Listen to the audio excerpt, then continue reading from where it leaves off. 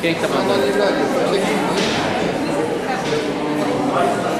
ué, nós sempre procuramos de novo. Você sabe de cor do site? Aí nós encontramos uma pasta com várias anotações e certificados de minicursos. Então, se alguém perdeu a pasta, procurando, ela está aqui em cima da mesa. Né?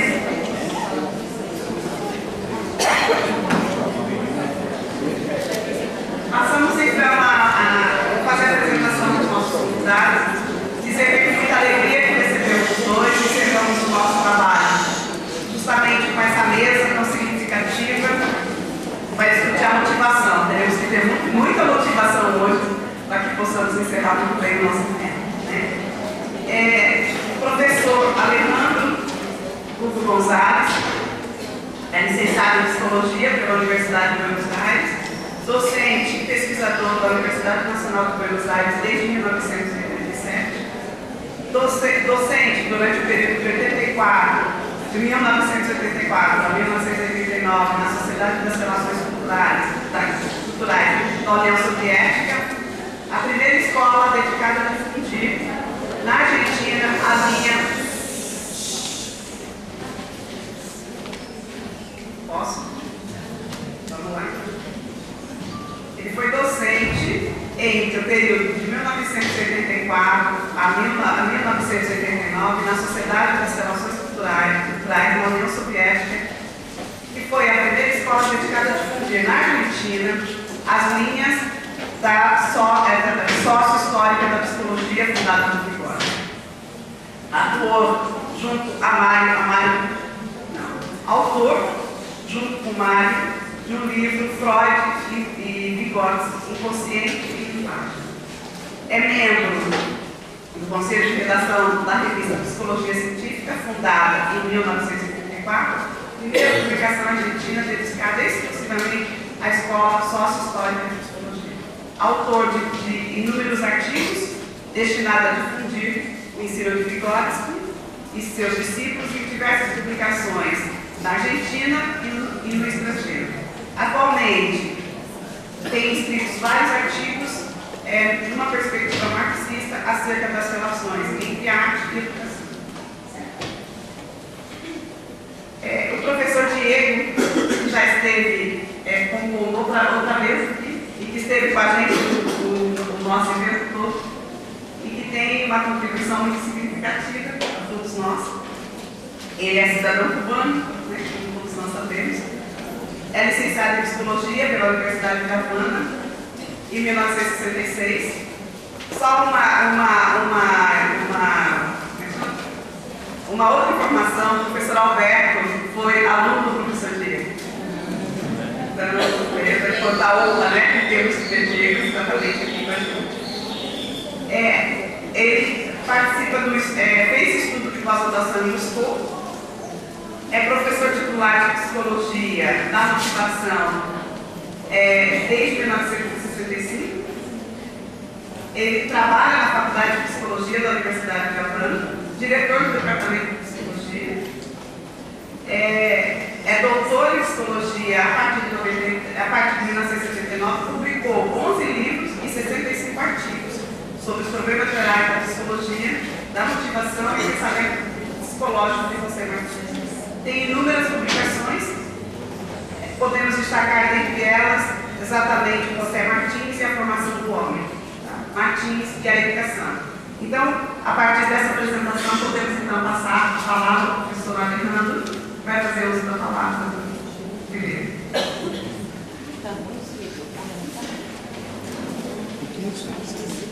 O som? Vamos ver. Más cómodo. ¿Se escucha? Sí. Sí. Bueno,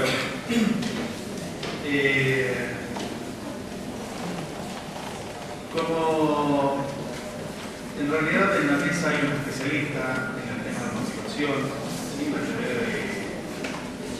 teoría sociohistórica sobre motivación, que no es la rama de mi mayor especialidad. He decidido, digamos, usar esta circunstancia como una coartada, como una excusa, ¿sí? Para poder desarrollar y seguir una línea que me he fijado que es tratar de traer temas novedosos. Sí. Tratar de traer temas más novedosos, ¿sí? Y hacer un intento de articulación, mezcla, de ligación entre la teoría histórico-cultural, que a veces se me va a escapar denominarla con el nombre sociohistórica. En Argentina hace 40 años que la denominamos teoría sociohistórica, sociohistórico-cultural. Le sacamos la cultural porque se queda demasiado larga. Entonces la llamamos teoría sociohistórica. Y sé que en Brasil se impuso por el nombre de histórico-cultural y sé que hay debate sobre eso. También hay debate sobre si Vygotsky se escribe con Y, con I latina al final, también si es Irlanda. Por gente que conoce muy Galera, bien. mais despacio. Deixa eu falar pra ela. Más despacio. Mais despacio. Más despacio. Sí, cierto, todo el micrófono. Salga el micrófono. Sí, más Mais despacio. despacio. Me cuesta mucho hablar despacio.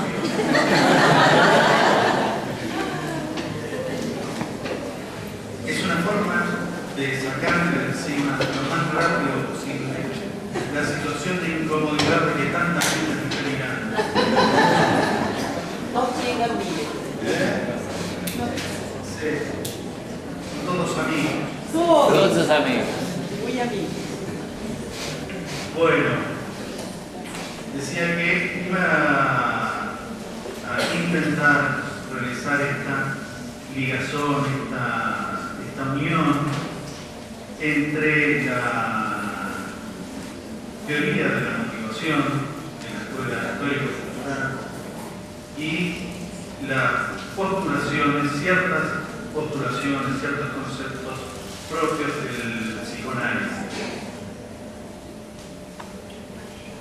Pero para poder comenzar y poder situarnos un poco el tema que vamos a desarrollar, voy a hacer una pequeña introducción, voy a tratar de situar históricamente y socialmente al concepto de motivación, cómo surge en la psicología y por qué circunstancias puede ser que haya surgido el concepto de motivación como tema relevante de estudio en la psicología. Así nos vamos a encontrar que aproximadamente entre los años 30 comienzan a aparecer las primeras publicaciones sobre el tema de motivación en autores centroeuropeos y autores americanos.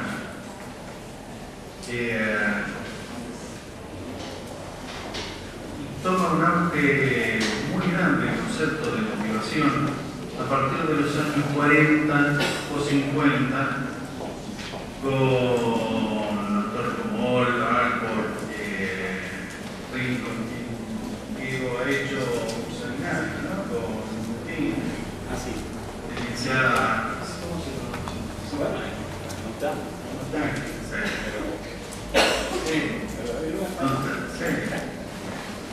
Que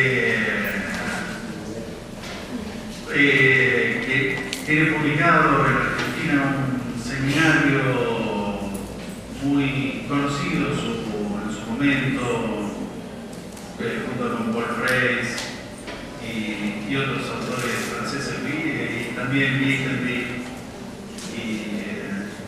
del cual también participaron algunos psicoanalistas. ¿Sí? Esta preocupación tiene su contrapartida en la escuela histórico-cultural a partir de finales de los años 60, cuando toma mayor impulso como respuesta a este desarrollo del concepto de motivación en Occidente, y comienza a desarrollar principalmente Leontiev y con él Boyovich y también colaboradores de Boyovich como Carolina. Comienzan a desarrollar también la teoría de la motivación, pero desde el punto de vista de la teoría histórico-cultural, con un evidente giro, una vuelta, un giro, podríamos decir, copernicano, ¿sí? Tal como escribió Copérnico, al situar la motivación ya no en el interior del individuo, sino en el propio desarrollo de la actividad, o sea, en la vida material, real y concreta de los sujetos. Y esto supone un giro extraordinario, ¿sí?, en el concepto y en la teoría de la motivación. Pero bueno, para ser consecuentes un poco con las raíces epistemológicas, hay que situar este concepto en el marco sociohistórico en el que se produce y podríamos preguntarnos el porqué de este auge y de este desarrollo un tanto repentino del concepto de motivación, sobre todo en la psicología occidental.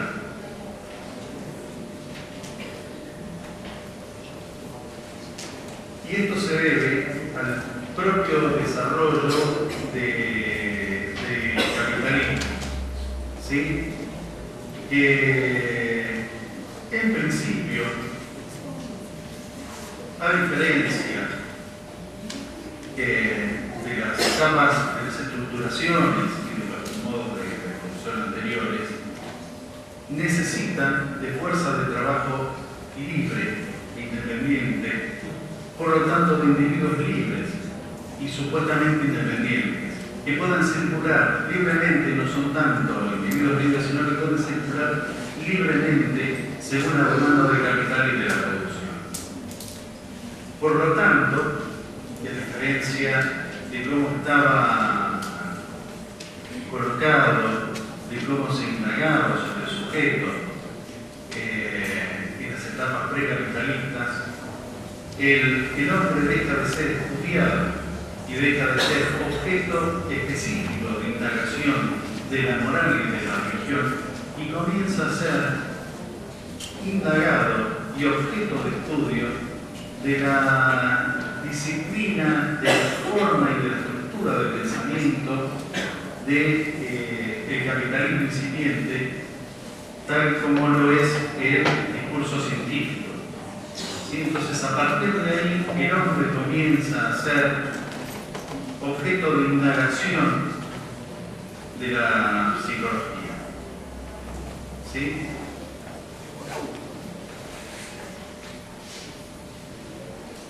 Pero en este desarrollo de la indagación y de la investigación de los hombres, podemos situar en principio dos momentos, ¿sí?, en los cuales se estudia, se desarrolla el estudio del alma individual, del psiquismo individual, de la mente individual, aquellos que podríamos llamar los entresijos, se dirá en portugués, los más íntimos mecanismos del alma individual, ¿sí?, por llamarlo, por usar la terminología afín a aquella época. Y decía que podemos observar en este desarrollo dos momentos primordiales en la estructuración y conformación y formas de producción de sujetos, formas de producción de subjetividad. En un primer momento, como a partir del ascenso de la burguesía y por su distinción con las etapas previas, con la forma de indagación del hombre propia del feudalismo, lo que prima es intentar construir individuos que sean sujetos activos y productores, a diferencia del sujeto del feudalismo, que era un sujeto pasivo, no libre, que era un engranaje, una parte inmóvil de un sistema preestablecido, en tanto que el ciudadano, el nuevo sujeto del capitalismo, debía ser, según una postulación ideal o un paradigma ideal, debía ser un sujeto activo, productor y individualmente libre. ¿Sí? Y este es el concepto de ciudadano, en pos del cual, en función del cual, se van a estructurar los sistemas de producción de sujetos, de subjetividades, propias de este primer momento, de esta primera etapa del desarrollo del capitalismo. ¿Sí? Y entre estas maquinarias de producción de subjetividades está la escuela. ¿Sí? La escuela está inmersa. Si bien dentro de este concepto, de este ideal de producción de sujetos, claramente quedan excluidas las mayorías trabajadoras, ¿sí? las mayorías proletarias, que quedan excluidas de la escuela, de la educación, pero el ideal sigue funcionando como tal y hace que va a imperar en la currícula escolar. Casi como si el ideal fuera aquel que tomaba Marx, el hombre del Renacimiento, ¿no? Un hombre completo, activo.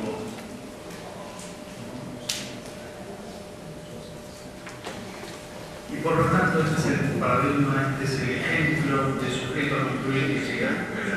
Si bien yo no tengo una concepción acerca de la escuela, una concepción romántica acerca de la escuela, en tanto que hay oposiciones en la sociedad al individuo, es claro que la escuela brinda una serie de herramientas y de elementos liberadores, pero también, por otro lado, la escuela es un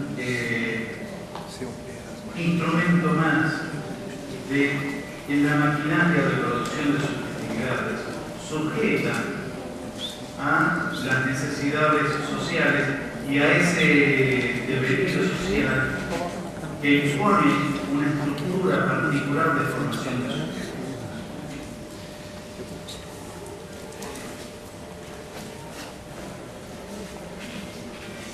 Ahora bien, para este sujeto, para este ciudadano construido en los albores del capitalismo y que se extendió por bastante tiempo,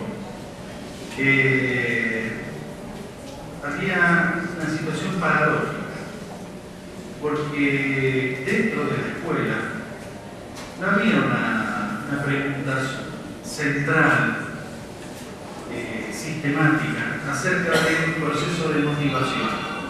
El sujeto, por el contrario, era incluido dentro del sistema educativo y debía adaptarse casi pasivamente a él. Y quien no se adaptara a este sistema educativo estaba por fuera de la norma. ¿Sí? Y era vuelto a colocar en el carril adecuado, la falla adecuada de la educación a través del castigo. Este es el paradigma que se impuso en todo el mundo por ser en aquella época el imperio preponderante. Es el modelo victoriano de la educación, del cual ha hecho una excelente descripción Dickens, ¿sí? Y que vimos como los últimos desarrollos o la última gran crítica a ese sistema en la película de, no sé si ustedes recuerdan, de Pink Floyd, de Wolf, La conocen, supongo que la han visto. ¿Sí? En la Argentina es de asistencia obligatoria para todo el mundo. ¿Sí? Donde el tema central de la película, para quienes lo han visto, pueden dar fe de ello, es que hay un estribillo, no se dice estribillo, el refrán, que dice: Teachers, leave the kids alone. ¿No? Profesores, dejen a los niños solos. Para que puedan quizás apreciar este concepto de maquinaria represiva de la escuela victoriana, yo les aconsejaría que quienes no lo han visto que vean la película de Pink Floyd, The Wall, ¿sí? Porque realmente es excelente. Se puede mostrar cómo la educación hasta los años 50, al principio de los años 50, respondía a este ideal victoriano, donde era reconducido el individuo a la norma a través del castigo, a través de la ironía, ¿sí? A través de distintos tipos de castigos y de castigos corporales también. ¿Sí? En gran parte de las escuelas inglesas, americanas, y me han contado varias historias, anécdotas, de gente mayor que yo en Argentina se los castigaba físicamente. ¿Sí? Había un castigo físico. O sea, el tema de la motivación todavía no era un tema central para indagar, porque el individuo se suponía que una vez que estaba inmerso en el sistema educativo debía aprovechar todos los beneficios que este brindaba. ¿Sí? Y por lo tanto, quien se escapaba de la norma era castigado, era reconducido a la motivación a través del castigo. A partir del subsiguiente desarrollo del capitalismo, con el aumento de la producción maquinizada, el aumento de la productividad de bienes de consumo y el progresivo ascenso del capital financiero a partir de los años 70, se produce el segundo momento, la segunda etapa de la producción de sus actividades, en la que ya no hacen falta, que el capital tomó noticia de que no hacen falta tanto ciudadanos, posibles dirigentes y gente con espíritu crítico frente a la realidad, educada a partir de elevados criterios de textualización, ¿sí? Donde el texto era casi todo para transmitir, para la transmisión de conocimiento. Y al tomar nota de esto, necesitan cambiar el paradigma, ¿sí? O el epíteme o la forma de producción de sus actividades. Y pasa de producir ciudadanos a comenzar a producir consumidores. ¿Sí? Y esta es la etapa, digamos, en la cual estamos atravesando. ¿Sí? Esta producción de consumidores, que se podría decir que es consustancial, que es de una unidad extraordinaria, con el precepto mayor del capitalismo, que consume a todas horas sin descanso. ¿Sí? Este es el precepto, este es el concepto, este es el mandato principal del capitalismo. Consume a todas horas sin descanso. Aun cuando descansa, está consumiendo. Quien no puede dormir, pastillas para dormir, ¿sí? Colchón, ¿sí? Claro, colchón confortable, una buena. Travesseiro, bom travesseiro. Sí, un buen travesero, sí, sábanas, sí. hasta cuando se duerme se consume. Ahora,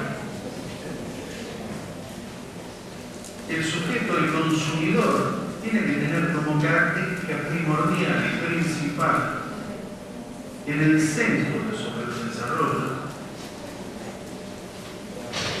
tiene que estar el deseo. ¿Sí? Y es el deseo la esencia del sujeto consumidor. Tiene que ser una fuente inagotable de deseos que en su aspecto intersubjetivo se convierte en demandas. ¿Sí? El deseo es como la fuerza impulsora que surgiría desde dentro, pero en su puesta en juego en la intersubjetividad se convierte en demanda.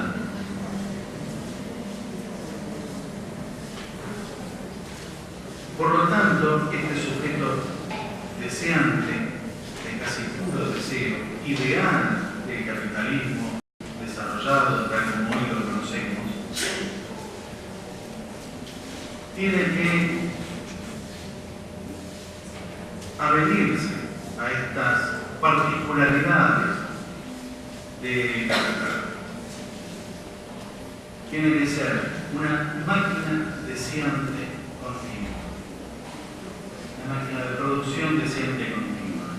Había dos autores, Guattari y Deleuze, dos autores franceses que habían escrito el arquetipo y que mostraban cómo el capitalismo era una maquinaria de producción de sujetos en serie deseantes por naturaleza.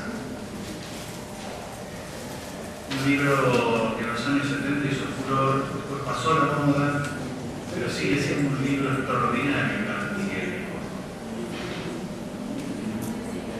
Dos psicoanalistas importantes. Por lo tanto, y a partir de este nuevo paradigma de producción de sujetos, toda la maquinaria productora de subjetividades está puesta al servicio de esta forma de subjetivación, de esta forma de generar sujetos.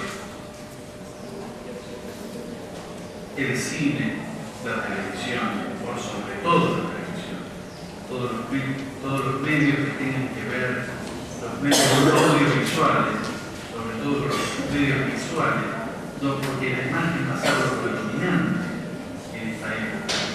¿Sí? Hay pocas cosas tan asociadas a la televisión como la imagen.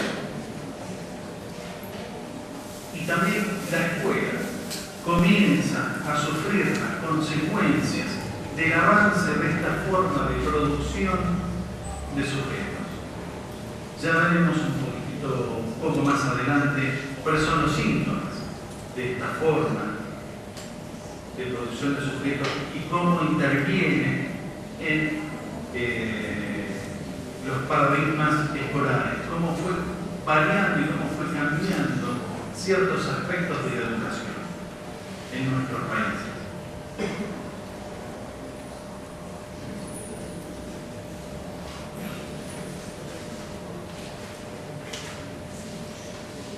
A pesar de ello, también la escuela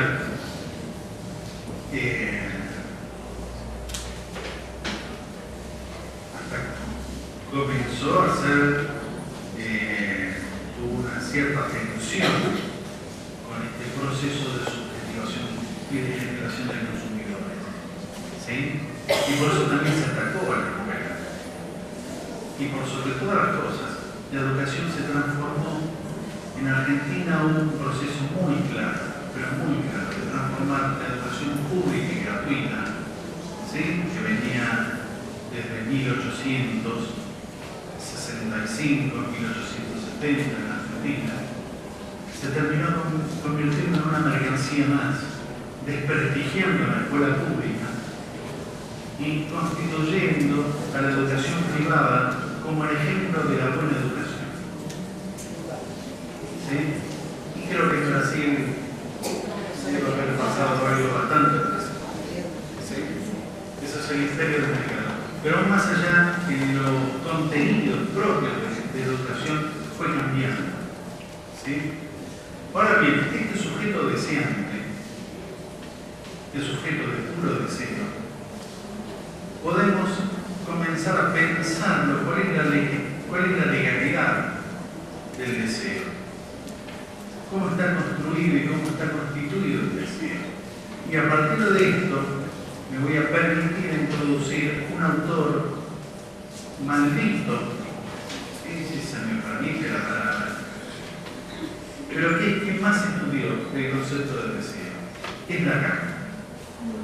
¿Sí? Ahórrense los palazos porque vidrio blindado.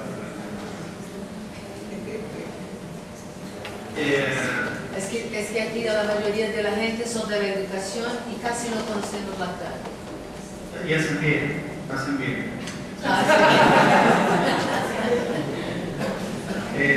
No, Lacan ha tenido realmente importantes aportes, muy importantes aportes, ¿sí? La interacción del sujeto. Lo que pasa es que con una base epistemológica compleja en Lacan, ¿sí? Que una de las apuestas que ha realizado en virtud del nivel de formación como psicoanalista por un lado y sobre todo por adherir epistemológicamente a la escuela sociohistórica. Estoy desde hace un tiempo, me han visto aquí en Brasil más de una vez, he hablado sobre cruces de estos discursos y cómo se puede fundamentar los hallazgos, las hipótesis del psicoanálisis a partir de una epistemología marxista y sociohistórica a partir de Vygotsky.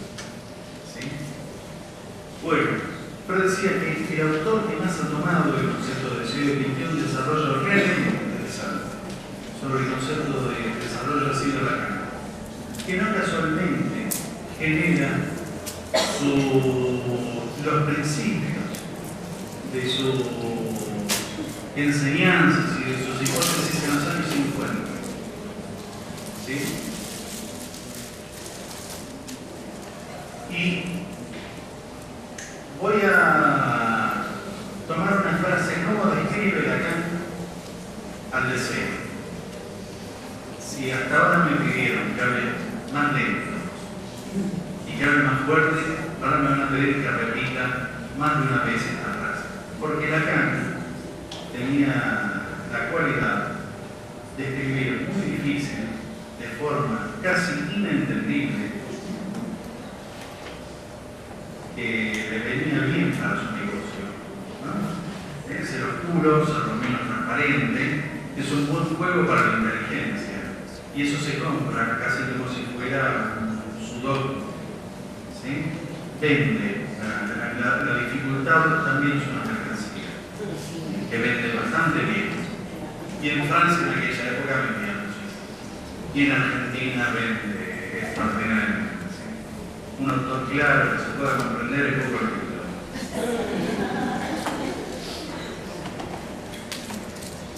Lacan decía, lo voy a leer, que el deseo es la falta inscrita en la palabra, una falta inscrita que se inscribe en la palabra y efecto de la marca, de una marca, del significante en el ser hablado. ¿Alguien entendió eso?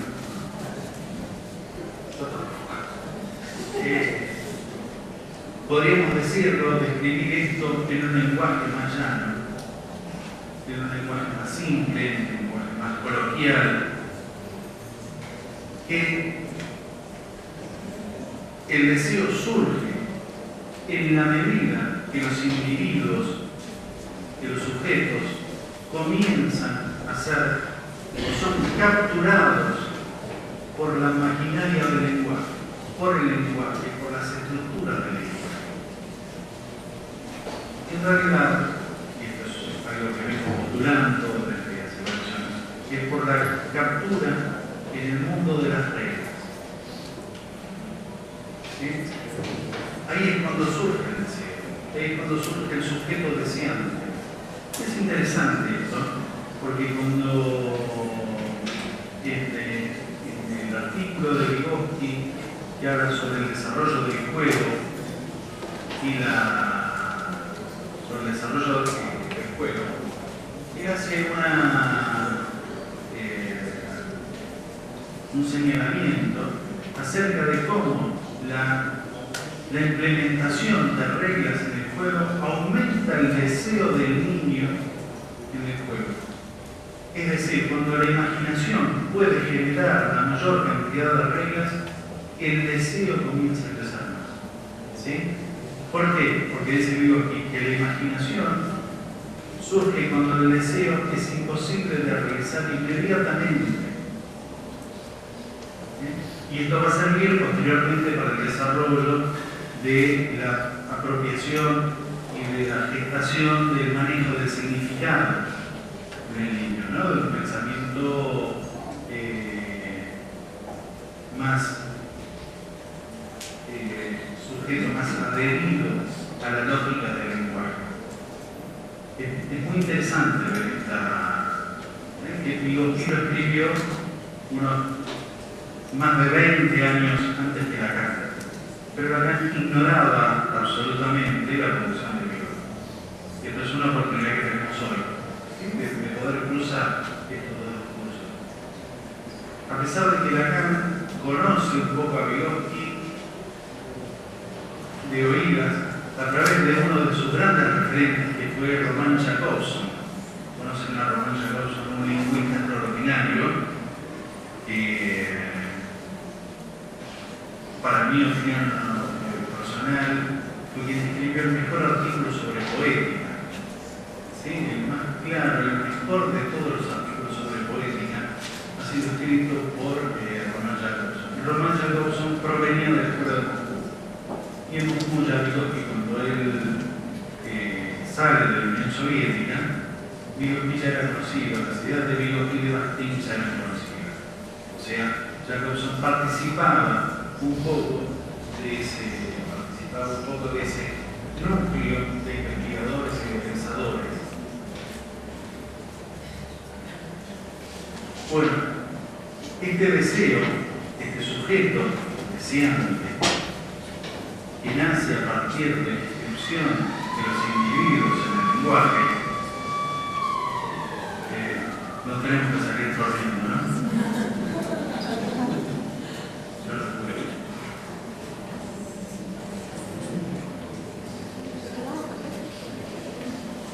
Tiene su arraigo en otro concepto propio del psicoanálisis, que es que ciertas estructuras fundantes o conceptos fundantes de la personalidad, ¿sí?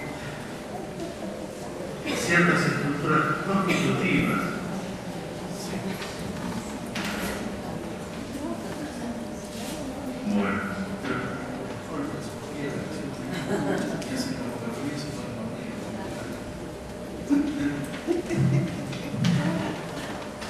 Bueno, ¿se escucha mejor ahí? Me voy a hacer una traqueotomía.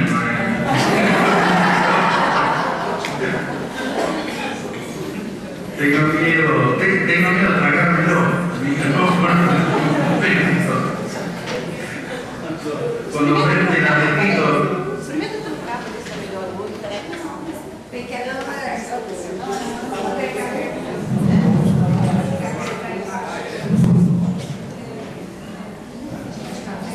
Hola.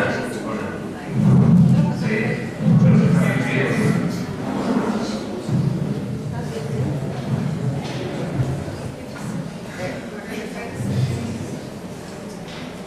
Había un mago muy conocido de cargar espadas y demás. Creo que hasta de estas ejercicios. ¿Se escucha mejor ahí? Pero yo puedo hablar, estoy incómodo. Bueno, decía que uno de los hallazgos principales del psicoanálisis es que varios de los aspectos constitutivos de la subjetividad, del yo, que a diferencia de la personalidad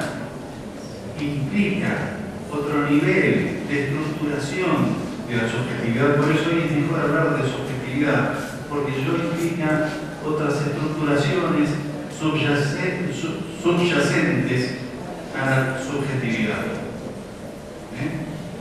Por eso hay una diferenciación entre yo y personalidad. Surgen estas características constitutivas del yo en la sociabilidad primaria, primitiva, en los primeros años de vida. ¿Sí? Que tienen una característica particular, que nunca más se va a repetir, pero que viene a ser como el paraíso perdido de Milton.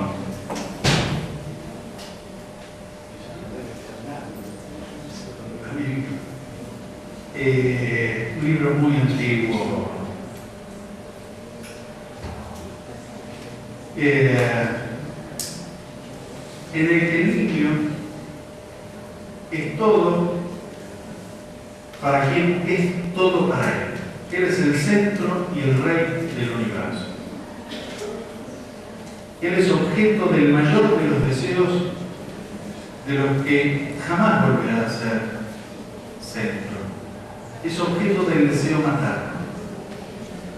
Del deseo materno como el más fuerte, pero también del deseo paterno, del deseo del núcleo familiar de que él advenga, de que él comience su existencia.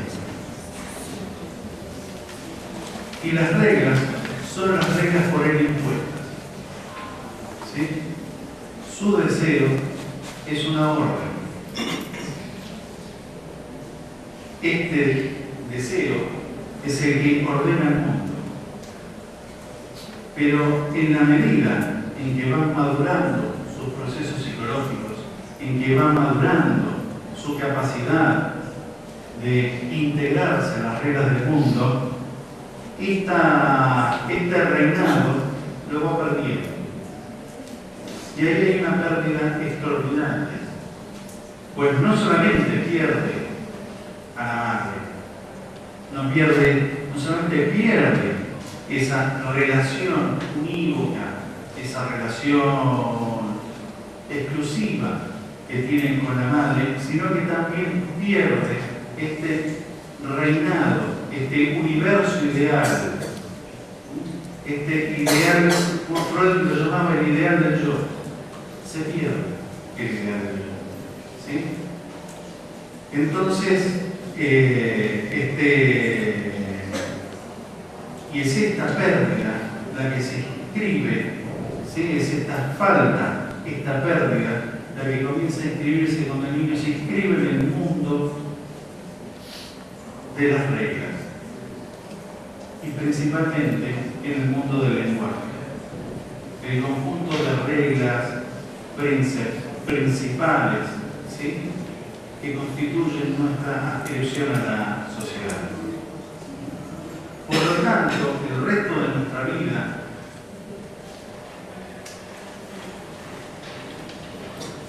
va a haber una lucha, ¿sí?, que es la única, de retornar y de intentar salvar esa falta, ¿sí?, reconstruir ese mundo ideal, poder retomar esa relación omnipotente con él.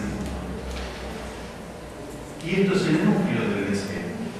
Pero como esa falta jamás se puede recuperar, como esa falta jamás se puede cubrir, esto da lugar al deseo.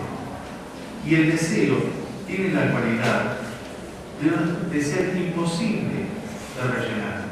Por lo tanto, el deseo es una demanda continua, es una demanda que pone al sujeto en dependencia del mundo, pero por sobre todas las cosas, en dependencia del mercado. Y el mercado se aprovecha de esa cualidad, subjetivando principalmente a la mayor parte de los individuos en sus aspectos más infantiles, en sus aspectos más relacionados con la dependencia del deseo.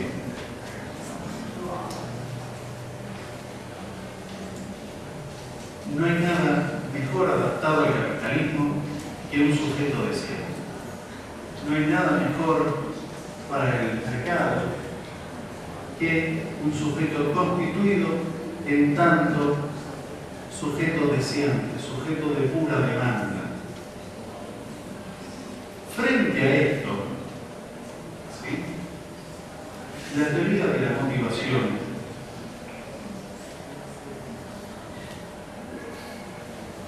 propone la construcción de otro tipo de subjetividad, de una subjetividad que permita desarrollar de otra forma los procesos psicológicos superiores.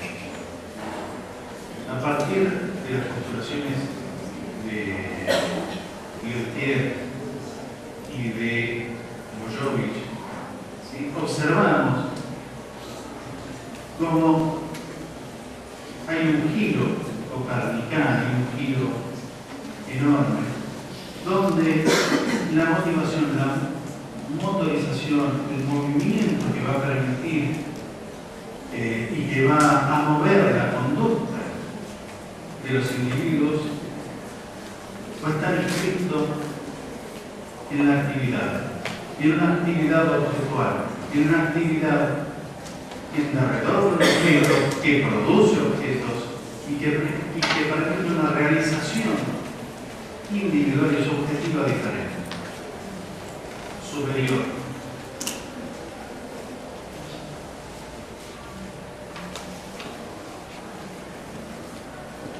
Como seguramente el profesor Daniel va a desarrollar mucho mejor que yo la teoría de la motivación, porque él es un especialista en motivación, dejo la mayor parte del desarrollo de este concepto, ¿sí?,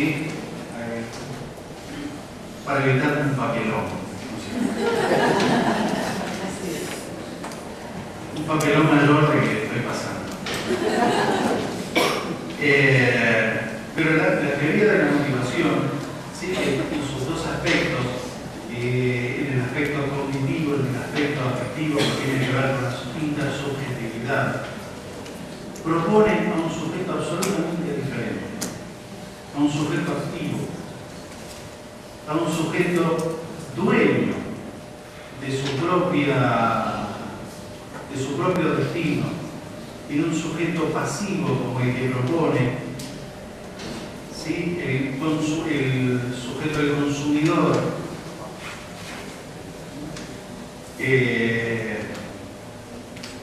Sin embargo, el deseo sigue siendo operante, ¿sí?, más allá de la motivación. Y debemos encontrar un intento de establecer algún tipo de vinculación, de correlación entre esta estructura más individualista y solipsista como es la del deseo, ¿sí?, que dicho sea de paso ha tenido su correlato en la educación a partir de que, por ejemplo, antes los niños intentaban agradar al docente. Hoy el docente intenta agradar a los niños. ¿Sí? Se cambió un cambio radical del autoritarismo paterno, ¿sí?, al autoritarismo infantil. ¿Sí? Hay una muy buena película que de casualidad, una película americana, excelente, norteamericana, Sangre. ¿Sí? Ellos se apropiaron del término americano y nosotros, yo por lo menos, lo replico, ¿sí?, como si fueran los únicos americanos. Y es que nos consideran parte de su patio trasero. Del Fondo Monetario Internacional. Que se llama God Bless America. Dios bendiga a América. Es excelente. Excelente. No se las voy a contar, pero habla justamente de esto. God bless America. Deus abençoe. Dios. Só a parte de cima, né? Con una ironía extraordinaria. Sí. Pero bueno, decía, ese es uno de los síntomas, ¿no? Uno de los síntomas es porque el niño es el mayor consumidor del sistema, y es el que hace consumir a todos, ¿sí? Y desarrolla e hipertrofia la infantilidad de los adultos, que también son sujetos de deseo, de un deseo desenfrenado. Son consumidores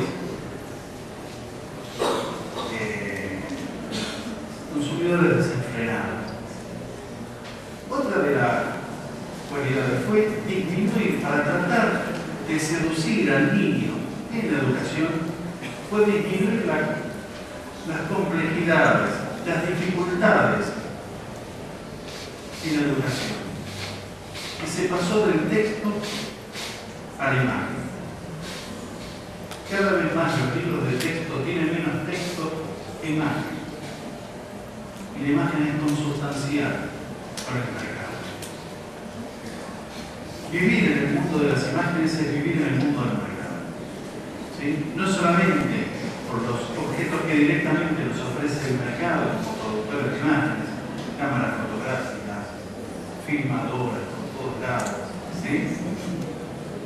Sino que nos ofrece los objetos de deseo en imagen. ¿Sí? Ayer yo pensaba, bueno, ¿cómo ejemplificar esto? Y de casualidad me dieron en el reloj, en el aeropuerto, una revista, Duty Free. Tan a la moda.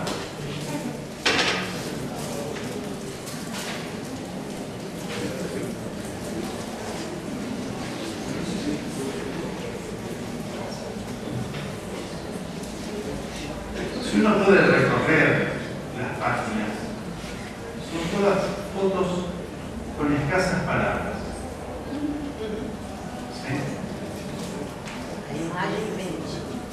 ¿Qué relación tiene esto con el deseo? Es nuclear. Y por eso vivimos se ha impuesto una civilización de la imagen. ¿Sí? Y por eso los niños son educados por imágenes. Que la imagen, es cierto, puede transmitir conocimientos. Hay una frase que no sé si debe ser usada también en portugués, debe tener su correlato. Dice que una imagen vale más que 1000 palabras. Es mentira. Es mentira. Tiene que haber 1000 palabras antes para entender una imagen. ¿Sí?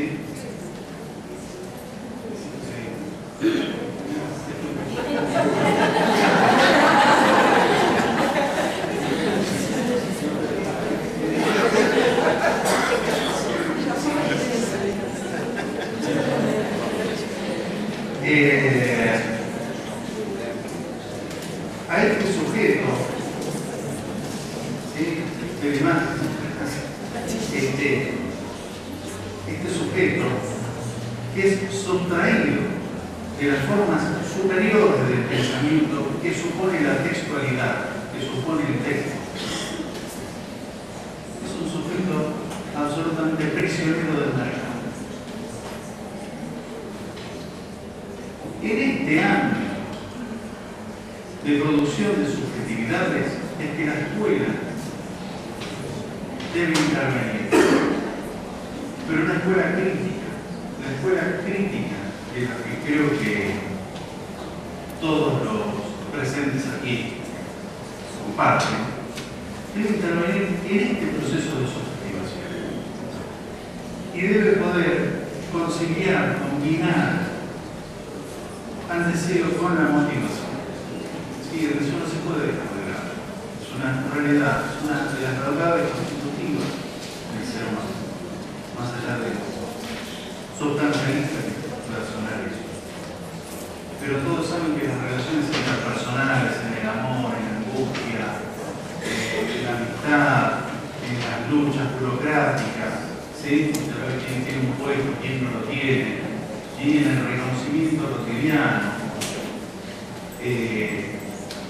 hay algo que tiene que ver con el deseo y con esa captura del otro, de la atención y del deseo. Pero ¿cómo podemos hacer para tratar de conciliar esto, para ir terminando? ¿Cómo podemos hacer para conciliar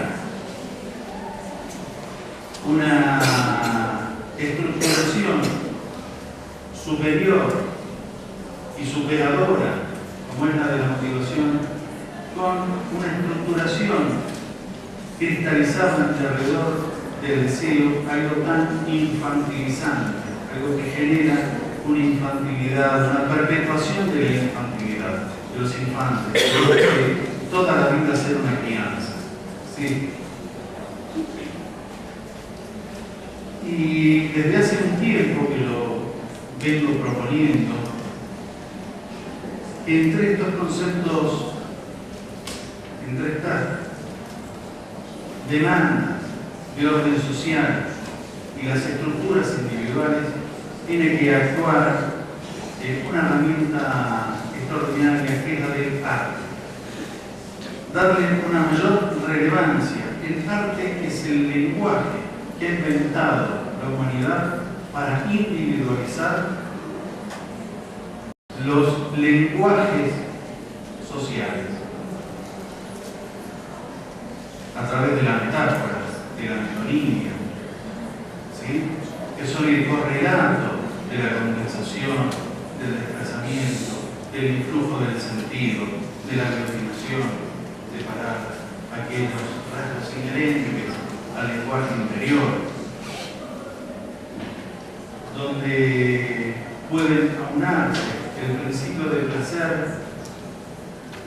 tan discutido y tan debatido que Vygotsky, yo creo que de contrabando, lo introduce en sus obras cuando el pensamiento y el lenguaje hace una crítica del principio del placer como imperante en la realidad psíquica. En realidad Freud nunca dice eso. Freud dice que en el inconsciente impera el principio del placer. Él no niega la existencia de la conciencia ni la posibilidad de creación individual. ¿Sí? Vygotsky hace una crítica y 2 o 3 párrafos posteriores él dice: el niño cuando no logra realizar la tarea suele darla por realizada en su imaginación. Es el principio del placer. Como algo me produce dolor, ¿sí?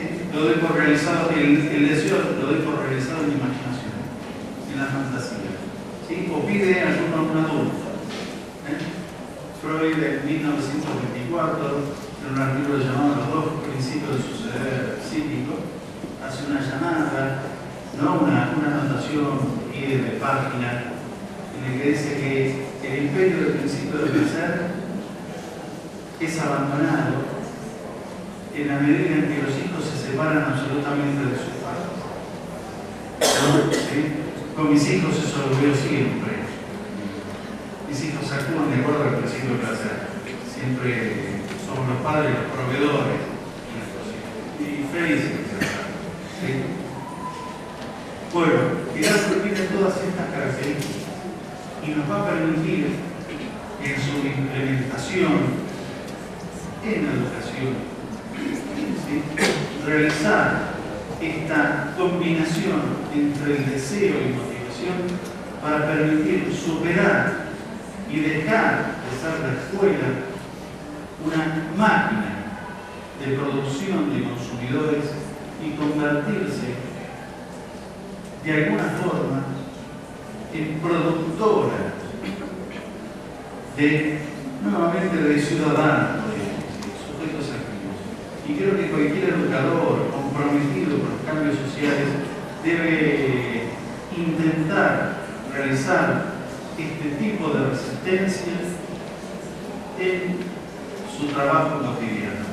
¿Sí? Así que yo puedo dejar artículos que tienen que ver, ¿no?, con mis postulaciones acerca del arte, ¿sí? la relación entre el arte, el lenguaje interior, la creación científica, ¿sí? La creación científica tiene que ver con la metáfora, a partir de Lacroix y Johnson, sabemos, y la relación que tiene con la metáfora, ¿sí? Vygotsky hablaba al principio, el niño, el infante botánico, ¿sí? Como el paradigma de la botánica, ¿sí? Se tomaba, se metaforizaba para comprender al niño, y después pasó al paradigma zoológico, ¿no? Las investigaciones de Heller, de Buehler. Bueno, yo, si quieren, yo puedo dejar un artículo sobre esto, enviarlo, no sé si lo tengo acá conmigo, pero enviar sobre esta relación entre el arte y el pensamiento, ¿sí? El arte y el pensamiento científico. Y cómo el arte nos puede ayudar, y hay experiencias, varias experiencias que demuestran que la educación libre artística permite una plasticidad y una electricidad en el pensamiento que le permite a los niños obtener mayores rendimientos en las disciplinas duras, en las disciplinas básicas. ¿Sí? Así que bueno, yo dejaría por acá antes de que me abandonen todo. Muchas gracias.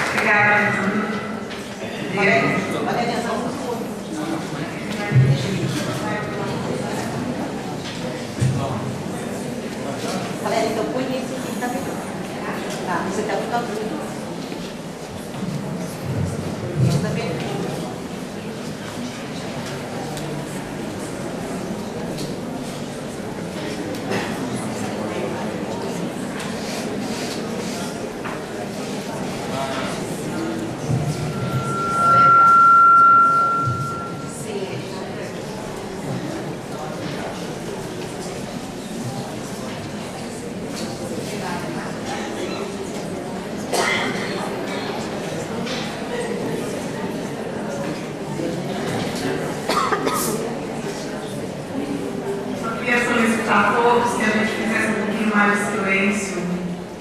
E sabemos um pouco da dificuldade da língua, mas se fizermos silêncio, isso vai nos ajudar.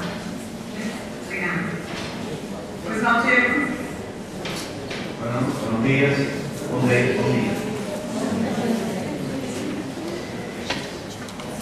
Bueno, nos planteamos esta meta, este objetivo, ¿no? Es decir, ver el concepto de motivación.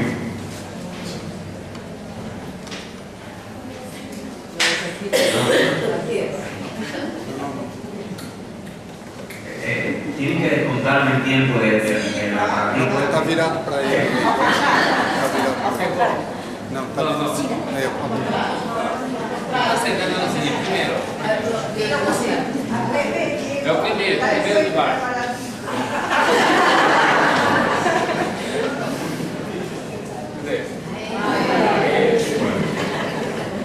Nuestro objetivo es ofrecer un punto de vista histórico-cultural sobre la motivación humana que permita responder las siguientes preguntas. ¿En qué consiste el desarrollo humano en la esfera de la motivación? Y segunda, ¿cómo favorecerlo? Ya el compañero Alejandro ha planteado ideas muy interesantes sobre este problema.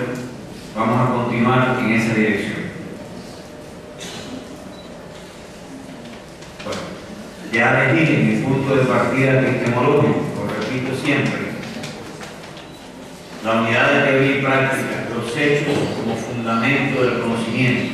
Que aquí ya el compañero Alejandro planteó que el psicoanálisis podía ser criticado desde el punto de vista de su epistemología, y bueno, ahí sería un punto de discrepancia, es decir, con el psicoanálisis en el sentido de la verificación objetiva de las hipótesis, que el psicoanálisis utiliza fundamentalmente el método cualitativo interpretativo a partir de los hechos, y ese es un momento del conocimiento científico. Por eso el psicoanálisis no puede ser desechado, forma parte del proceso del conocimiento científico, pero lo que ocurre es que esas hipótesis que elabora no se preocupa por verificarlas en hechos. Esa, por lo tanto, es la tarea nuestra, ¿no? Continuar en ese estudio.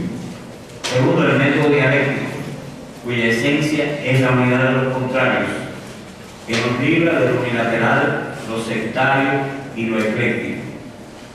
Y tercero, la unidad de la psicología con la moral, en la formación de un ser humano superior. Este sería un aspecto ideológico, moral, pero que la psicología tiene que servir a ese objetivo, la formación de un ser humano superior, mejorado.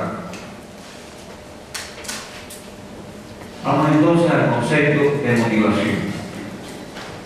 La regulación psíquica de la actividad tiene dos grandes aspectos o facetas. La cognitiva, que nos dice cómo lograr algo. Esa es su importancia, la importancia de cómo lograr algo es muy importante. Y la afectiva o motivacional o de motivación, que determina el porqué y para qué del comportamiento, le da dirección y fuerza hacia una meta. Aquí estamos reconociendo dos aspectos fundamentales, el cognitivo y el afectivo. Ambas regulaciones son diferentes, pero se contienen e influyen recíprocamente. Para estar motivado hay que conocer cómo satisfacer las necesidades. Por lo tanto, el conocimiento es un componente muy importante en la motivación. Decía María Mantilla cuando ya estaba en Cuba para iniciar la guerra de independencia, decía, saber para poder querer. Si yo no sé, no puedo querer. Y para conocer es necesario estar motivado. Por lo tanto, están íntimamente unidos el aspecto cognitivo y el afectivo, tanto en la motivación como en los procesos cognitivos, pero no son la misma cosa. Hay que diferenciar la intensidad de la motivación de la eficiencia de la motivación, lo cual supone un buen funcionamiento cognitivo para lograr la meta. Yo puedo estar muy fuertemente dirigido hacia algo, pero si no dejo que funcionen bien las funciones cognitivas, no tengo buenos resultados. Para que yo tenga buenos resultados, tiene que ser que esa motivación deje operar la inteligencia, el pensamiento, la percepción, para que yo pueda obtener con menos esfuerzo más resultados. Por eso no es lo mismo la intensidad de la motivación que la eficiencia de la motivación. Por eso a veces la emoción es muy fuerte y bloquea el aspecto cognitivo, y eso puede ocurrir en un examen, por ejemplo. En un alumno, en un examen.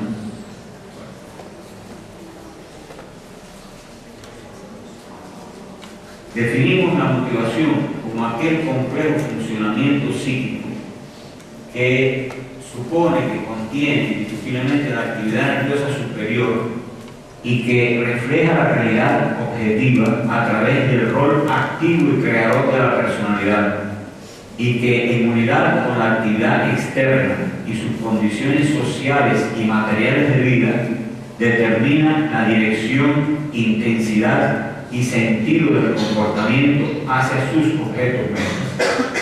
Esa es una definición muy larga, pero bueno, se tiene en cuenta que es un proceso interno subjetivo que está centrado en impulsar, dirigir la actividad, pero que tiene que ver con el reflejo cognitivo de la realidad y con la actividad, está en unidad con la actividad. La motivación sin la actividad no funciona. La motivación es una constante actividad psíquica y externa, porque la motivación se expresa en la actividad y se forma en la actividad. En una forma más sencilla, podríamos decir que la motivación es aquel complejo funcionamiento psíquico que determina la dirección, intensidad y sentido, que puede ser de aproximación o de evitación del comportamiento, de evitación respecto a algo, del comportamiento hacia determinados objetos, metas de sus necesidades, de las necesidades. Esa es una definición más sencilla. Vamos a ver motivación, necesidad y motivo. Esta es una pregunta a veces que ¿qué diferencia entre motivación y motivo? Vamos a ver. Es una pregunta difícil. La motivación mueve al ser humano, pero ella parte de las necesidades que se pueden dividir en orgánicas y superiores, estas últimas específicamente humanas. Toda necesidad tiene un objeto meta, cuya ausencia o presencia produce sufrimiento o satisfacción. Ese objeto meta puede ser de muy diverso tipo. Por ejemplo, la necesidad de tomar agua, el sexo, el afecto, la actividad física o cumplir con los valores morales. La necesidad o necesidades pueden ser pasivas y no llevar a la acción. Ahí tenemos el caso del deseo, de que hablaba nuestro compañero. El deseo es muy importante, pero es predominantemente pasivo. Como él decía, el deseo engendra la motivación y la actitud hacia el consumo, correctamente. Pero la necesidad puede convertirse en un motivo de la actividad. Llamamos motivo, y hay diferentes concepciones de lo que es motivo, etc. Hay diferentes puntos de vista. Pero llamamos motivo al reflejo psíquico de la posibilidad de satisfacer determinadas necesidades, el cual incorpora la atención activa de la necesidad, el aspecto activo de la necesidad, y se proyecta de manera potencial o actual. Hay motivos potenciales que están en nuestra personalidad, actuando quizás a través de toda la vida. Y hay motivos actuales, inmediatos, hacia una definida acción. Pero el motivo es la forma en que la necesidad se canaliza, se concretiza, y depende del conocimiento. Por eso la importancia de saber para poder querer. Si yo no sé cómo satisfacer mi necesidad, no estoy motivado. El motivo impulsa la actividad y responde a una o varias necesidades. Yo diría que el motivo es el punto central de la motivación. Es el punto donde funciona toda la motivación, pero el motivo es un aspecto, un momento esencial de la motivación. Pero la motivación tiene en cuenta las necesidades, tiene en cuenta, es decir, esto es todo un proceso complejo en el cual participan las necesidades, participan las emociones, el pensamiento, el conocimiento, y todo eso funciona para llegar al punto central que es el motivo. El motivo es el impulso, pero el motivo funciona a partir de todo ese complejo proceso que es la motivación. Vamos a la clasificación de las necesidades. Existen muchas clasificaciones diferentes. Nosotros proponemos la siguiente, y aquí tenemos que respetar a nuestro maestro Sergei Rubinstein, que precisamente planteó esta diferencia entre lo social y lo puramente individual, entre las necesidades sociales significativas y lo puramente individual. Llamamos necesidades sociales al deber social, mientras que las necesidades individuales son las biológicas que en la motivación funcionan en un plano psíquico a través del reflejo subjetivo. Por eso llamamos psicobiológicas, psicogénicas. Psicogénicas quiere decir porque están enraizadas en la actividad del cerebro. Es decir, exploración, en los animales se da la necesidad de exploración, de afecto, de actividad, y en nosotros se da también. Y sociogénicas, de bienes materiales, funcionales y espirituales. Pero estas son individuales. No es lo mismo cuando yo consumo el arte, me pongo a oír una música, que cuando yo soy el que creo la música. Cuando yo creo la música, estoy actuando con una necesidad social. Un deber social mío como compositor es aportar al arte, aportar. Pero cuando yo consumo la música, yo estoy respondiendo a una necesidad individual. Las necesidades sociales y las sociogénicas son específicas del ser humano. pero penetran en las orgánicas, es decir, penetran en las psicogénicas, en las psicobiológicas y las elevan a nivel superior. Imagínense la no sexual, la complejidad, es una actividad, podríamos decir, psicobiológica, y sin embargo tiene una complejidad enriquecida por todo el nivel superior del ser humano. Las necesidades sociales surgen de la asimilación de la moral social y van dirigidas a satisfacer y proteger a los demás. Son necesidades altruistas. Por ejemplo, el amor a la patria, al trabajo, a la familia. Dice Lucian Cerf, es la excentración. Es decir, lo que está afuera se convierte en algo interno. Si el niño llora, soy yo el que lloro. Si mi madre está enferma, yo estoy angustiado. Entonces otra persona se convierte en algo interno mío. Es una necesidad evidentemente dada a los demás, a la patria, a la sociedad, al trabajo. Son morales. Las necesidades sociales, ya lo dijimos. Las necesidades individuales van dirigidas a satisfacer solo al individuo, sus necesidades orgánicas de afecto, de dinero y bienes, etc. Pero las necesidades sociales responden también al interés individual. Yo trabajo, pero trabajo porque me den dinero. Yo trabajo para satisfacer mi necesidad de prestigio, de posición social, de reconocimiento. Así que las necesidades sociales responden también al interés individual. Y las necesidades individuales se satisfacen de acuerdo a la moral asimilada. Es decir, que yo soy social e individual en todas mis necesidades.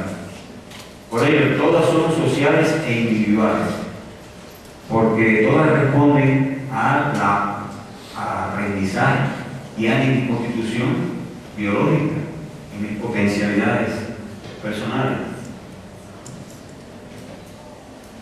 Las necesidades específicamente humanas y superiores se deben al aprendizaje. Esto lo he dicho. Ya lo repetimos. Las necesidades específicamente humanas y superiores se deben al aprendizaje, a la asimilación de la cultura y al poder activador de la palabra que las independiza relativamente de las necesidades orgánicas. Las necesidades orgánicas son innatas, pero ambas responden a las potencialidades innatas del ser humano y del aprendizaje. No se puede separar el aprendizaje de lo innato. Aprendemos porque traemos potencialidades innatas para aprender, pero indiscutiblemente las necesidades superiores del hombre son adquiridas. Motivación reactiva, adaptativa y autónoma. Según el grado de independencia respecto al medio y al propio organismo, podemos distinguir tres tipos de motivación: la reactiva, la adaptativa y la autónoma. La motivación reactiva es propia de animales y humanos. Es la respuesta impulsiva ante estímulos externos y biológicos. La motivación adaptativa y la autónoma son específicas del ser humano y responden a la palabra, al fin consciente. La motivación adaptativa responde al fin consciente, pero bajo la presión externa de los premios y castigos que ofrece el medio. La motivación autónoma responde al fin consciente, pero constituye una elaboración personal relativamente independiente de lo externo. Es decir, que yo quiero algo porque nace de mí y no porque estoy buscando dinero o prestigio o cariño. No. Yo lo quiero porque nace de mí.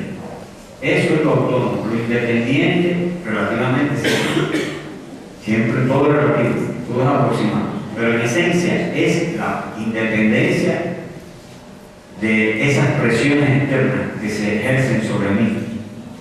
La motivación humana desarrollada es la unidad de lo autónomo, lo adaptativo y lo reactivo. Están las tres en el ser humano.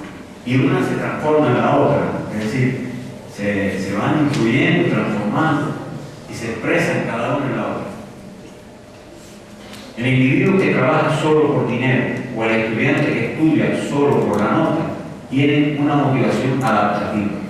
Pero si la meta de trabajar o estudiar es elaborada sobre la base de sus valores morales, intereses intrínsecos y capacidades, entonces tiene una motivación autónoma hacia el trabajo y el estudio. Sin embargo, esto requiere una crítica de la psicología humanista. Ustedes saben, la psicología humanista, la autorrealización es el concepto central de la psicología humanista. Coincide con lo que hemos llamado motivación autónoma, pero el humanismo desconoce la determinación histórico-social de la autorrealización y nosotros la afirmamos. La autorrealización no es algo innato, surge y se transforma en la interacción con el medio social. Así, una persona puede tener una orientación social altruista, laboral, responsable, pero esta puede ser adaptativa o autónoma o ambas. Sus motivaciones reactivas, adaptativas o autónomas son determinadas en última instancia por su vida en el medio social. Vamos a la crítica del psicoanálisis. Pero porque yo considero muy valioso el trabajo del compañero, porque ha precisamente tenido el interés de ver cómo el psicoanálisis aporta elementos que pueden ser de gran utilidad al enfoque histórico-cultural. Y realmente esa es una vía del desarrollo del enfoque histórico-cultural. Aprender del psicoanálisis, aprender del humanismo, aprender de muchas escuelas, de muchos aportes. El psicoanálisis se ha dedicado al estudio y tratamiento de la enfermedad mental y ha desarrollado la psicología de la motivación. Yo diría que el psicoanálisis fue una de las teorías que más desarrolló la teoría de la motivación. Pero Freud deriva toda la motivación humana a partir de los instintos biológicos y de los complejos que surgen en la infancia, reconociendo solo una diferencia cuantitativa entre la salud y la enfermedad. Es decir, que los instintos las necesidades orgánicas son muy importantes, pero reducirlo todo a lo orgánico, ahí es donde no podemos estar de acuerdo. En oposición al psicoanálisis, destacamos que las necesidades superiores no pueden ser reducidas a un instinto, pues, según dice Luria, la palabra, los fines y proyectos tienen la capacidad de activar por sí mismos el comportamiento, y pensamos que pueden llegar a convertirse en necesidades autónomas, tanto o más poderosas que las orgánicas. Los mecanismos de defensa planteados por Freud reducen la conducta humana a una descarga de las tensiones instintivas y conflictos infantiles, ignorando así la autonomía de las necesidades superiores.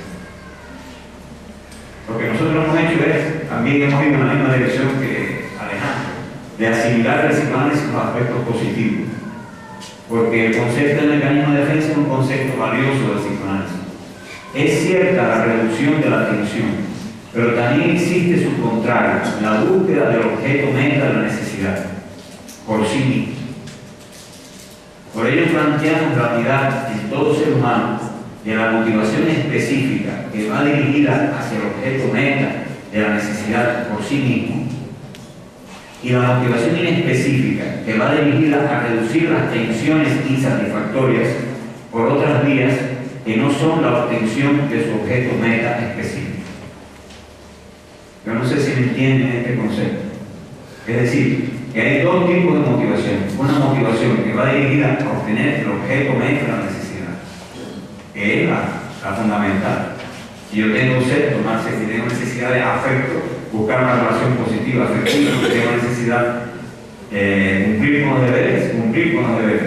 Pero ¿qué ocurre? Si yo estoy frustrado en esa necesidad, no las puedo satisfacer, entonces busco otras vías de descarga, que puede ser hacer inconsciente las cosas, puede ser desplazamiento, puede ser la proyección, puede ser cualquier mecanismo de defensa, que son otras maneras de reducir la tensión insatisfactoria. En el ser humano operan las dos. Y esto ya lo descubrió José Martí en la época en que Freud elaboraba su teoría. Yo me lo encontré en el estudio de las obras de José Martí.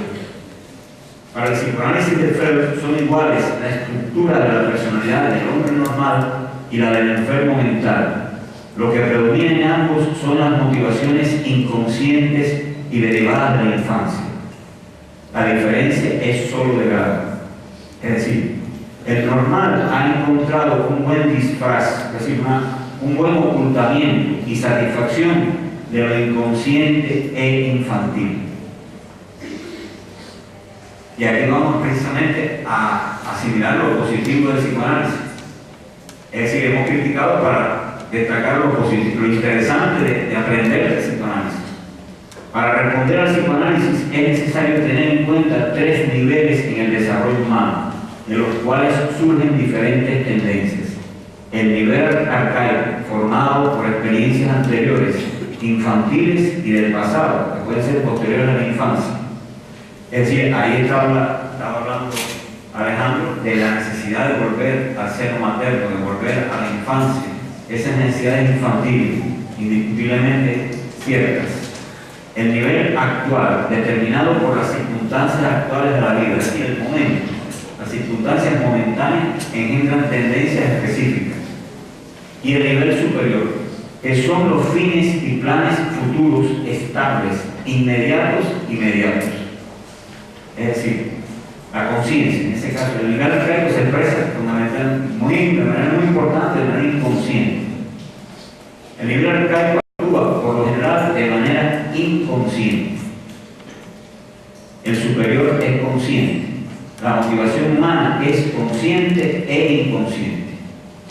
La vida infantil, la sobreprotección, el rechazo, el abandono o la exigencia amorosa, que sería lo positivo, engendran tendencias que pueden expresarse en etapas futuras de la vida y en su motivación superior.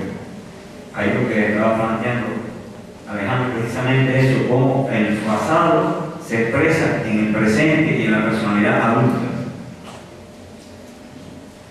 Se comprende la necesidad e importancia de las escuelas de padres que enseñen cómo tratar adecuadamente a sus hijos para favorecer su salud mental ahora y en el futuro.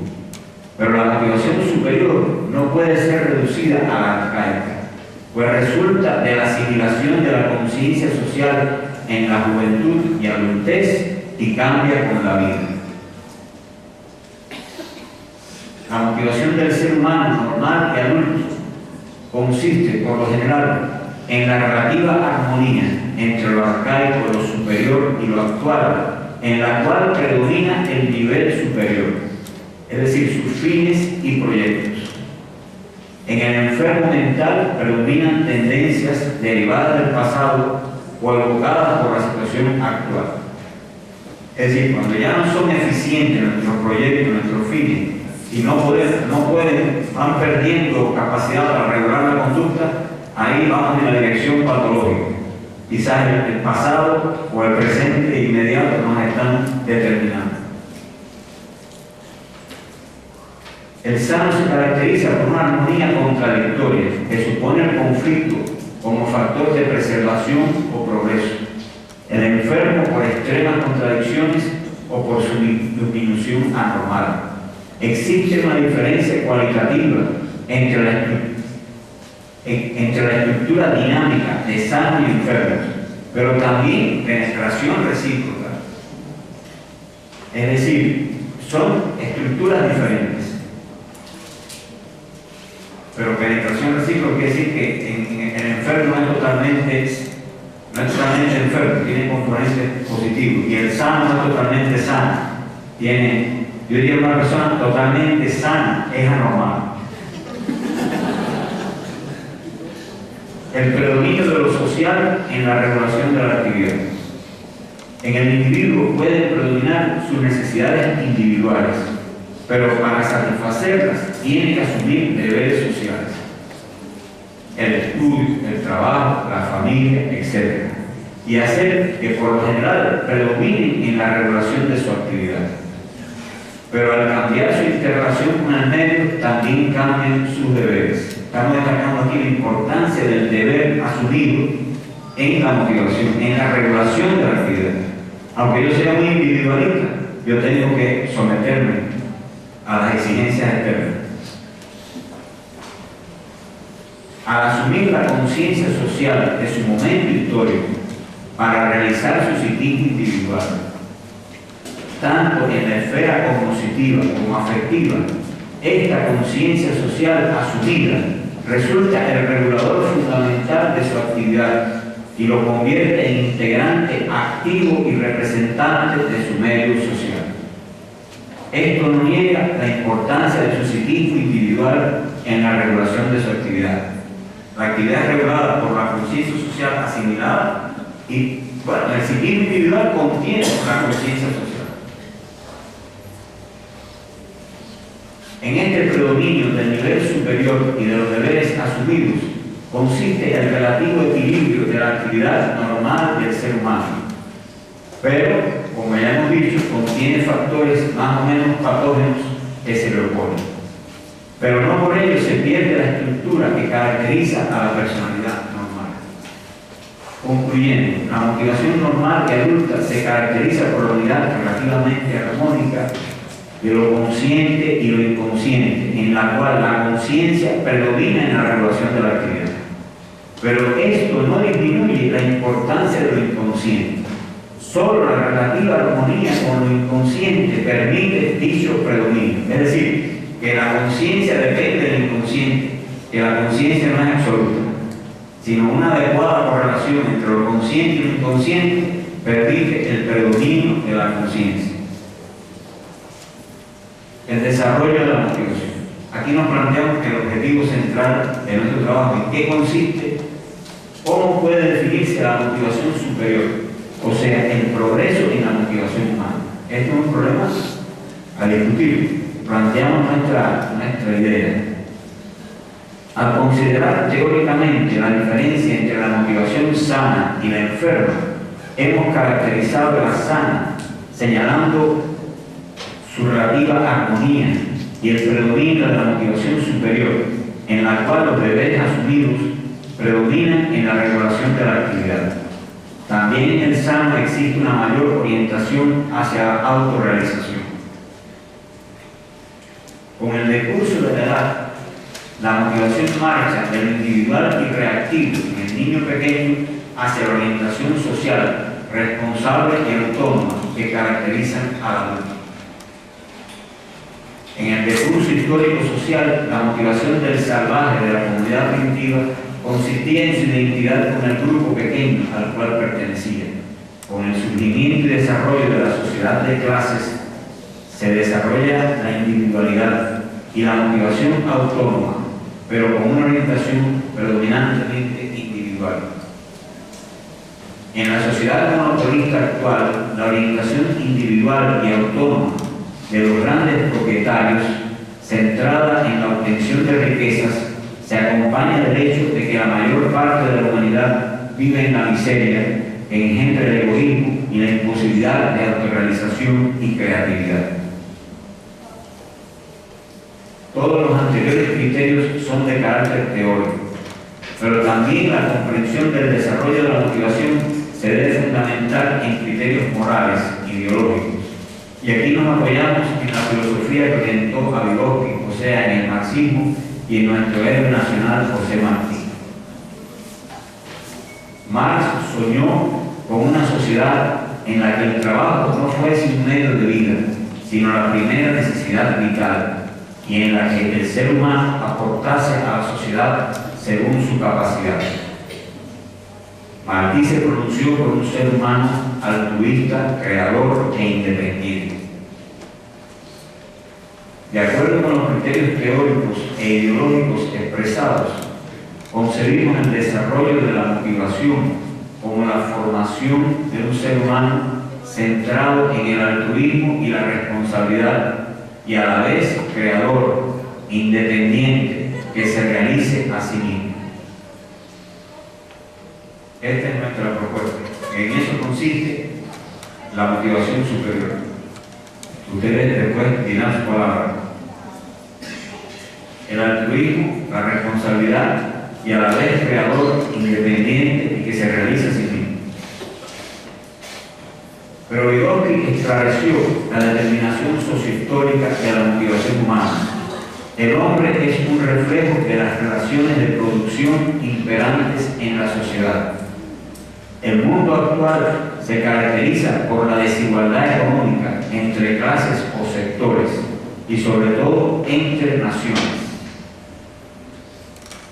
Y como dijo José Martí, el egoísmo es la consecuencia de la riqueza. Partimos del criterio teórico de que la desigualdad engendra el egoísmo y lo antisocial. La riqueza de unos y la pobreza de una mayoría da lugar al despliegue de la autorrealización en los ricos y a la privación de la autorrealización en los pobres. En consecuencia, la motivación que predomina actualmente se encuentra lejos de lo que hemos considerado su desarrollo, pues lo que predomina es el individualismo y la desigualdad en la autorrealización y la creatividad, donde la mayoría está insatisfecha. Por lo tanto, para desarrollar la motivación es necesario cambiar la sociedad. Freud es pesimista y pensó que el hombre es egoísta por naturaleza.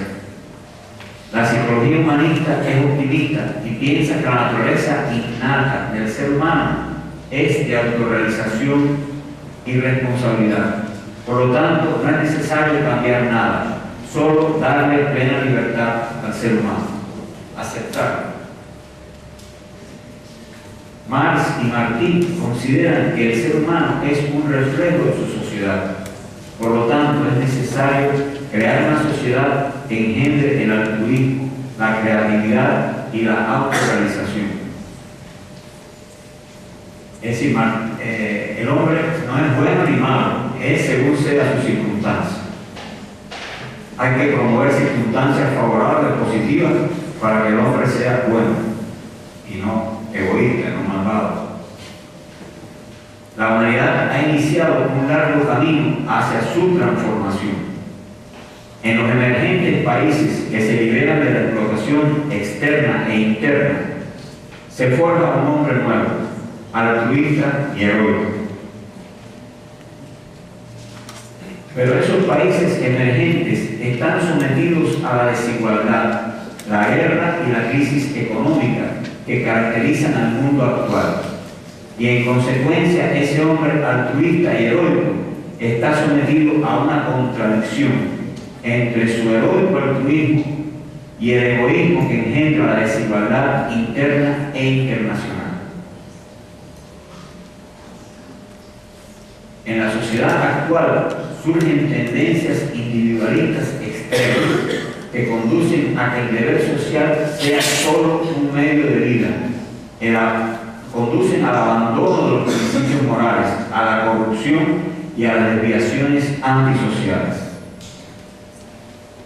Se impone, pues, tratar de dar una idea sobre cómo podemos trabajar en todos los países, es decir, en todos, en Cuba, en Argentina, en Brasil, en Europa, donde quiera.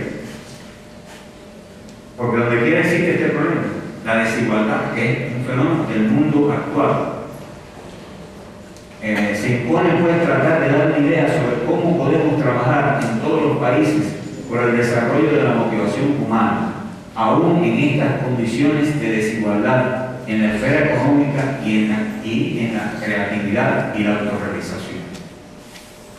Bueno, un camino para la superación. Igual que Alejandro nos ofreció un camino, una vía para la docencia y la formación del niño, vamos también a plantearnos esto. De todo lo dicho, se desprende que solo transformando la sociedad podemos cambiar al ser humano. Pero quien cambia la sociedad es el hombre, pues crea el desarrollo tecnológico y económico y cambia las relaciones sociales.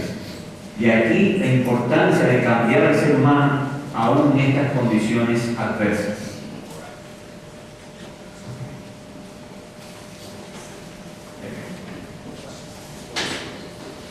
Debemos trabajar por lograr un ser humano psicológicamente sano. Es muy importante la dimensión salud-enfermedad, con una mayor orientación hacia el bien, hacia la generosidad, hacia la utilidad social, y que se autorrealice y sea creativo en este aspecto. Debemos desarrollar motivaciones sociales autónomas o adaptativas en el individuo, luchar contra el individualismo extremo, el egoísmo, la corrupción y la conducta antisocial. El problema es cómo hacerlo. Partimos de una hipótesis. Debemos mejorar las condiciones de vida de los más humildes. Es decir, tiene que haber una base económica que favorezca esta educación. Y sobre esa base, desarrollar el empleo armónico de los estímulos extrínsecos e intrínsecos al desarrollo moral, de manera tal que si en un primer momento pueden ser más eficientes los estímulos extrínsecos, se logra disminuir su influencia y pasen a un primer lugar los estímulos intrínsecos. Los estímulos intrínsecos son los premios, los castigos y las posibilidades que ofrece el medio social a cambio de una determinada conducta. Ellos engendran presiones externas. Basado en esos estímulos extrínsecos, el ser humano cumple con sus deberes sociales. En estos momentos se comprende que esos estímulos son los más poderosos. Sobre todo en la sociedad de miseria, el estímulo extrínseco es tremendo, muy poderoso. Los estímulos intrínsecos y la motivación que engendran son aquellas posibilidades que el individuo descubre de obtener satisfacción personal en el propio cumplimiento del deber. Es decir, aquí la satisfacción personal no es fuera del deber, sino en el propio cumplimiento del deber. Despertar el interés cognitivo en el estudiante, de manera que sienta satisfacción y creatividad en el estudio. El trabajador descubre en su actividad laboral ciertas posibilidades de autorrealización personal y no trabaja solo por un salario, sino por la satisfacción de tener éxito y satisfacer sus necesidades personales en el propio trabajo. Debemos oponernos a que los estímulos extrínsecos impidan la acción de los intrínsecos. Una fuerte exigencia, solo fundamentada extrínsecamente, puede ser negativa. Las calificaciones en los exámenes pueden ser necesarias, pero no deben constituir el único motivo. Es necesario desarrollar el amor al estudio y a la asignatura que se imparte. La escuela tradicional debe ser superada. No obstante, los estímulos extrínsecos son valiosos y favorecen el desarrollo moral. Nuestra tarea consiste en mantener los estímulos extrínsecos, pero de manera tal que los intrínsecos pasen a un primer lugar en la subjetividad del niño y del hombre. Así aseguramos que el acto se convierta en actividad, pues despertamos el rol activo del sujeto en su propia superación. Esta es la tarea de los padres, de los maestros, de los dirigentes. José Martí destacó la importancia de, primero, el ejemplo moral y el éxito del educador. El educador no puede ser un individuo que se expresa como un infeliz, como un desgraciado. Tiene que ser un hombre de éxito. Y el éxito consiste en comportarse moralmente. Segundo, el amor hacia el educando. El amor es un sentimiento clave en la educación. Tercero, que el estudio, que el trabajo sean placenteros por sí mismos, pero conduzcan al sacrificio necesario. El sacrificio también forma, el sacrificio es fundamental. El arte al servicio de la virtud, del bien. Ahí Alejandro destacó esa idea fundamental, la importancia del arte. Yo diría que el maestro es un artista, tiene que ser un artista. El arte es, como dijo Alejandro, una vía fundamental para la formación del niño y para cambiar esa mentalidad consumista. el aprendizaje creador por parte del estudiante y no simplemente reproductivo. Es decir, aquí viene la importancia del aprendizaje interno, la importancia fundamental del aprendizaje interno. El alumno cree a partir de lo que le dice el maestro y de lo que lee en los libros, y sobre todo de lo que ve en la realidad, los objetos de la realidad, la interacción con los objetos reales. Y la concepción del mundo, tener creencias morales que fundamenten hacer el bien como la verdadera forma de ser felices y trascendentes. La humanidad está seriamente amenazada por el daño ecológico, las guerras y las crisis económicas. No obstante, debemos tener fe en el futuro de la humanidad y trabajar con las armas que da la ciencia por preservarla, creando un mejor ser humano en el cual surja al sol todo el oro de su naturaleza. Muchas gracias.